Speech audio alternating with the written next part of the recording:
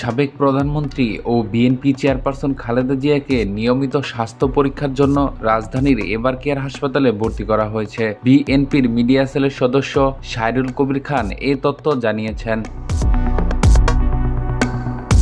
বুধবার 15 অক্টোবর রাত 11:40 খালেদা জিয়া তার গুলশানের বাসভবন থেকে হাসপাতালের উদ্দেশ্যে রওনা হন। পরে তার চিকিৎসায় গঠিত মেডিকেল বোর্ডের পরামর্শে তিনি হাসপাতালে ভর্তি হন বলে জানান শায়রুল কবির।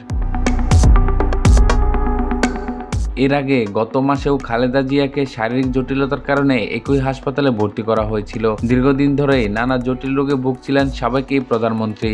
এর আগে বিভিন্ন সময় তাকে হাসপাতালে ভর্তি হয়ে চিকিৎসা নিতে হয়েছে। উল্লেখ্য, চলতি বছরের লন্ডন থেকে চিকিৎসা নিয়ে দেশে ফিরেছেন খালেদা জিয়া। চিকিৎসকের পরামর্শে বর্তমানে গুলশানের বাসভবন ফিরোজায় বিশ্রাম রয়েছেন তিনি।